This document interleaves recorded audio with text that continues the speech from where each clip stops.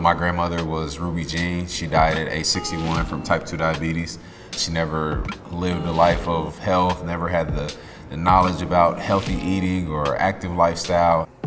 When I became an adult, it dawned on me that this lifestyle isn't so difficult, it's just less accessible to certain audiences.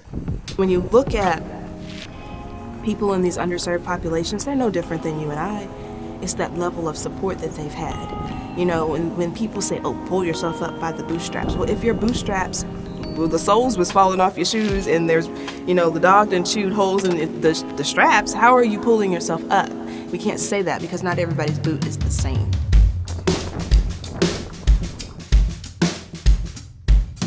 My name is Chris Goode. I'm the very proud and humble founder of Ruby Jean's Juicery based here in Kansas City, Missouri. I am Chef Shanita McAfee-Bryant, and my business is food, from the profit to the nonprofit side.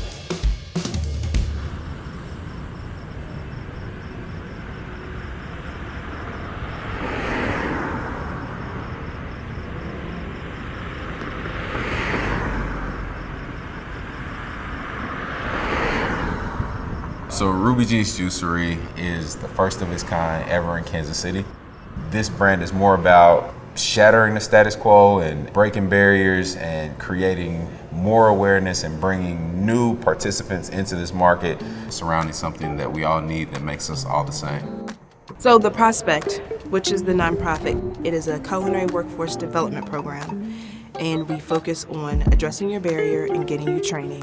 And then we can help with the family and the community piece with that nutritional literacy. The pandemic, it has been challenging. For the Truce location, we had, I would say, a team of 20 to 22 people. As soon as the shutdowns happened, we went to 3. At the height of the pandemic, H&R Block reached out to the Urban League because they wanted to explore opportunities to partner to address the challenges that Black-owned businesses in the greater Kansas City area were facing at that time. We looked at the challenges relative to capital that all businesses, but particularly Black businesses, face. And so we wanted to help businesses to build their capacity to qualify for bank financing or lines of credit. You know, most Black restaurants are started with family money and bootleg and bootstrap, but other restaurants start with, you know, they go to the bank and they get a $5 million loan and they've got $20,000 in reserve and we don't have that. And it's not because we don't want that, it's that we just don't have the same level of access and we go through a lot more scrutiny. H&R Block made an investment into the initiative to fund the Urban League to provide the oversight and management of the program. When we met with the counselor from H&R Block and we were just talking about like the way that I'm taxed currently, we were talking about goals and pivoting for COVID because I wanted to move into this online space where I'm going to start selling like classes and products and things online. Then she was like, you need to create that separate entity structure so that if something happens online, it's not you, it's this. Every small Black business that I know is chasing or running, how do we get better capital? How do we get more funding? And so to have such a partnership come in that says, hey, we will put resources in, we will put knowledge in, we will put time in, you can't really put a value on that.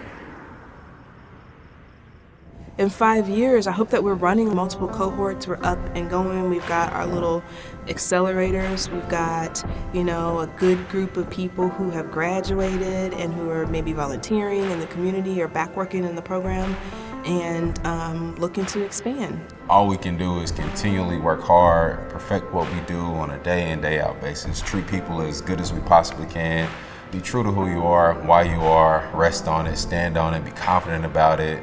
That's the only advice I could ever give is make sure it aligns with passion.